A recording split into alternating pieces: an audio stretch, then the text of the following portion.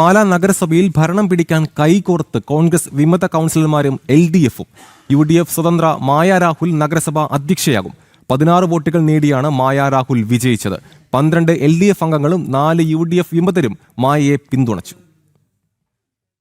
12 LDF കൗൺസിലർമാർ 4 UDF വിമതരെ പിന്തുണച്ചപ്പോൾ Pala നഗരസഭയിൽ സവിശേഷ മുന്നണി സാധ്യമായി. കൈപ്പത്തി ചിഹ്നത്തിൽ വിജയിച്ചവരാണ് 3 വിമത കൗൺസിലർമാരും. ചെയർപേഴ്സൺ മായ രാഹുൽ UDF വിമതയാണ്. താൻ സ്വതന്ത്രയായാണ് മത്സരിച്ചതെന്നും കൂറുമാറ്റ നിയമം ബാധകമല്ലെന്നും ചെയർപേഴ്സൺ മായ രാഹുൽ. ഞാനൊരു ഇൻഡിപെൻഡൻറ്റ് കൗൺസിലറായിട്ട് തന്നെയാണ് മത്സരിച്ചത്, ജയിച്ചത്.